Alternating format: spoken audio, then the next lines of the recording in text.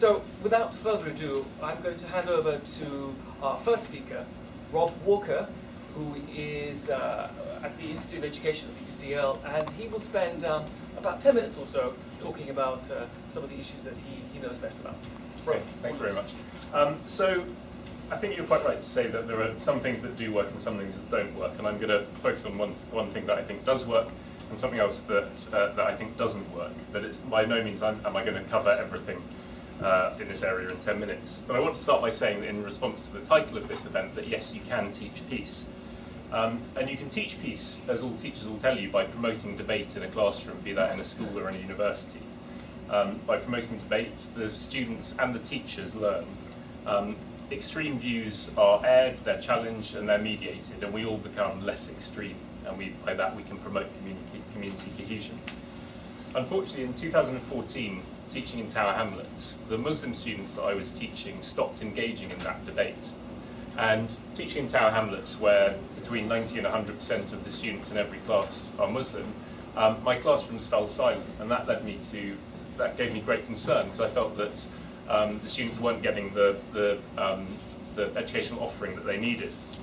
So it's led me to carry out some research, and I've led focus groups for the Tower Hamlets Overview and Scrutiny Committee, I met you, and with many students. I've interviewed lots of students from across the borough, and just in my conversations with the hundreds of students that I teach, there are two things that I've had repeated back to me again and again and again from students. The first one is specifically from Muslim students who said that they're scared to practice their religion, and I've had that repeated to me countless times.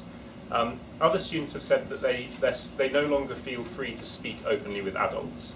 And initially this was just Muslim students, but latterly I've noticed that a sort of more broader community of students are saying that.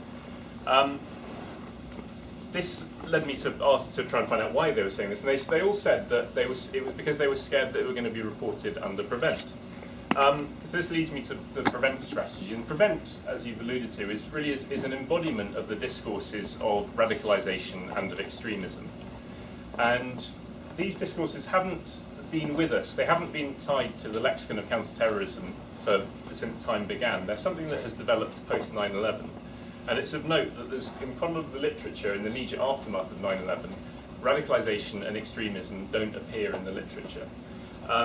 They then start to appear more frequently as the years pass. And in 2008, the Prevent strategy, the first iteration of the Prevent strategy, is quite a good example of the first uses of those terms. And if you look through the main text of Prevent, radicalisation and extremism are only mentioned alongside reference to violence. So they're associated, but they are distinct. Were they synonymous, you wouldn't need to use the words together. Moving on to Prevent 2011, the current strategy that we work under, these words that previously described relative political stances have now become synonymous with violence. That's throughout the body of the text. And this places us in an essentialised world where radicals and extremists are people that commit meaningless acts of violence, rather than people we might engage with and who might change our worldview.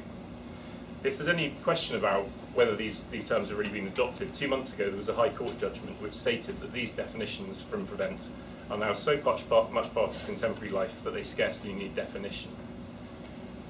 The acceptance of this new meaning, these new violent definitions, I believe has a capacity to promote violence. Those people who desire peace over political change will end up setting aside their views in opposition to it, or their political opposition. Those people who want political change more than they are opposed to violence have the capacity to be interpolated into greater terrorist identities, reinforcing the threat of terrorism. It's important to point out here that what we say doesn't just describe the world. It informs understanding, it informs action, it informs agency, and it creates identities. And parents and teachers know this when they aim to catch a naughty child doing good, rather than to continue chastising the bad child, because that is only going to lead in one direction. Prevent is also part of it's quite clear from this that Prevent aspires to a politics of consent. And it's really needless to explore this beyond pointing out that a discourse that pathologises radical and extreme views presumes that its own stance is unassailable. This aspiration to a politics of consent is at first viewing is a noble aim, until we consider what that does within a democracy. Political theorist Chantal Mouffe has written that it's undeniable that violence tends to flourish in circumstances in which there are no legitimate political channels for the expression of grievances, and she describes the shutting down of discourses in democracy as letting death in. Jacques Derrida has also talked about this, and he talks about the autoimmunity of liberalism. That is the expansion of liberalism into areas where people maybe don't want those liberal values can lead to a violent backlash. And Zurovsky, I think, speaks a bit more clearly on this when he suggests that failure to be represented by a democracy or by the democratic process will leave those excluded with violence as their only option. The Prevent duty casts teachers as informants. It casts me as an informant. And this is shutting down this vital debate, which has a mechanism which could increase peace.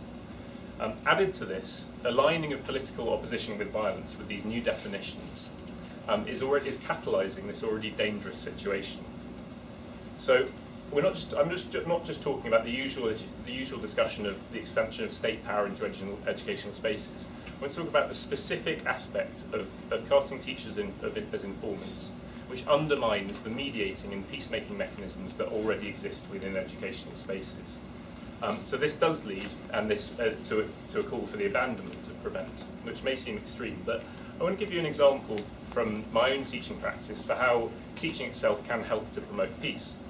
In 2013, as a form tutor to a particularly rowdy group of kids, still when I was working in Tower Hamlets, a group of kids were airing some vile homophobic views, and some of them even quoted the Quran to me to justify that gay people should be stoned to death. Completely an abhorrent view, completely unacceptable, and should not be tolerated. And I challenged this, and more importantly, other students in my class challenged that from arguing for equal rights. And this debate, it got incredibly heated, I go so far as to say it was an argument, because I think it's important to meet students on equal footing. And we thrashed it out for a number of weeks, every morning and every afternoon when I saw this group of students. About 3 months later, the Equal Marriage Act was being debated in Parliament, and it had been reported in the press. And I went to school that day, or the day after that, after it had been in the news, quite kind of anxious and nervous, because if any teachers in this room will know that those times when those debates are raging are great because everyone's learning, but it's incredibly hard work for a teacher. And sure enough, as I got in there, those same kids who'd aired the homophobic views before sparked up the debate again. But this time, they turned to me, and together they expressed that they thought it would be kind to call a union between two people who love each other marriage, no matter what their sexuality. And this was something that they were repeating back from what I'd said to them 3 months earlier. They'd learnt from me, they'd learnt from the debate. And I'd also learnt from them too. I realised that they weren't trying to be difficult, they weren't trying to be radical, they weren't trying to be extreme. They were simply, in their earlier assertions, they were repeating non-critical received wisdom. A year later, in 2014, after the Trojan Horse affair and Ofsted had led to Prevent being adopted in schools, particularly heavily in Tower Hamlets, those same students were some of the ones who told me that they no longer engage in debate because they're scared of being reported under the Prevent counter-terrorism strategy. And I might be wrong here, but it's my feeling that they would have been reported. If they quoted the Quran, they did. They quoted the Quran and said that meant that gay people should be stoned to death. I'm certain they'd have been reported on Prevent the fact, but please correct me if I'm wrong. The problem here is that with Prevent in place, that debate is not happening in schools.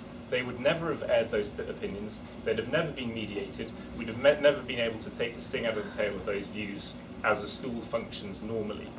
So I'm not criticising all counter-terrorism work, and I think that the work of the Office for Security and Counter-Terrorism, I'm sure, will keep us safe on a daily basis. But I think we have to have a discussion about the small fraction of your work which leads to the counterproductive reporting mechanisms in educational spaces. These counter-extremism, anti-radicalisation strategies are restricting debate in schools. This means that students don't get the opportunity to practice challenging dogmas. They don't gain the wherewithal to challenge the dogmas that they're going to encounter outside of school. Without promoting this criticality in debate, we're not able to promote a harmonious society as educational spaces can do. Added to this, if we can create more critical citizens, they'll be able to resist the violent subjectivities that are proposed by the discourses of extremism and radicalisation, which propose that political opposition is violence. So we need to free teachers from their duties as informants so that they can return to being facilitators of debates that can promote peace. Thanks.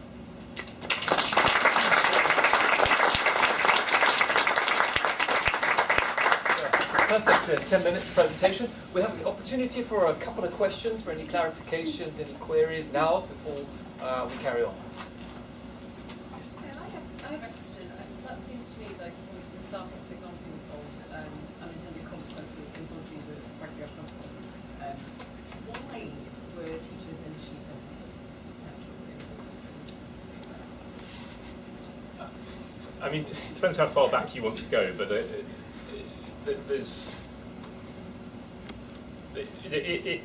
Prevent has been in existence for a long time. It came into schools in 2014 with the accusations of a Trojan horse in Birmingham, and then the Trojan horse 2 in Tower Hamlets, where apparently schools were being infiltrated by so-called extremists. That resulted in Ofsted coming in and downgrading many of those schools, and they, in all of their reports, they advised schools to follow Prevent if they wanted to be improved in those areas. That all came about from an anonymous letter at the Times that said that this was happening. Speaking to people in Birmingham, they've suggested that it was the cultures that were being promoted in those schools were a well-meaning attempt to represent Muslim communities. They were no more than that, and I think that's where I think there's a fundamental schism between sort of European secularism and its view of Islam, which can be overcome by taking a more critical stance of secularism, but I don't think that's not being represented in Prevent. This lady in front. Yeah, so were you saying that part of the problem is that radicalisation and extremism is now tied up with violence, whereas in the original Prevent strategy it wasn't? Yeah, I mean, I think the whole discourse goes beyond Prevent, and I'm not pointing a finger at someone who's written that down in Prevent. It's something that's happened within society generally, that we come to associate the words radicalisation and extremism, which were political terms, now with violence, and I think that has the capacity to reinforce violent identities. Can I just make a quick follow-up? So, because part of the problem seems to be that extremism in the new Prevent strategy isn't necessarily associated with violence. So it is defined as opposition to fundamental British values. So it would then rule out exactly the sort of discourse about homophobia that you were talking about. So that does seem to be part of the problem, is that the definition of extremism is so wide now that it would rule out that important conversation you had. Yeah, absolutely. I think that's the fundamental problem. It's entirely well-meaning, but unfortunately it has this washback effect where it's shutting down that debate. Yeah. Thank you.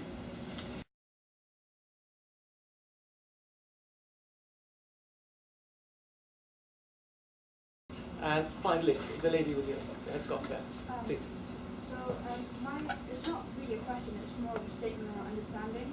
So we talk about the Prevent strategy and how it affects people, how it affects individuals. The first thing is, how has it affected you? Because I feel like a lot of people in government, it hasn't affected. It's only a new thing. I've been in college and I've faced what Prevent has to offer, and this is recent. I'm only 18 years old and I've seen the effects of it. You talk about how it encourages discussion when it doesn't. We were in college when they told us that if you mention certain things or if you're political, then you fall under being reported to Prevent. So is it actually encouraging discussion? And another thing is British values. They constantly tell us that if you don't have these certain values, then you can't be part of our society, and therefore you fall under being reported to Prevent. And at the same time, if you have these Islamic values, then you can't be British. So basically what they're trying to say is that British values and Islamic values can't coincide. And that's why I think the biggest issue with Prevent is what you're doing is you have naive individuals that have gone off to Syria because they don't feel like they're part of society. So what Prevent is doing now is preventing people to speak and people to have certain discussions. And you may say, well, Prevent allows that to happen, but I've been there, I've been to school, I've been in college, and I've seen it, and I've seen teachers talking about certain things and preventing young people from having conversation. I've been in certain situations where I'm scared to talk about certain things because I feel like I'll be reported to Prevent.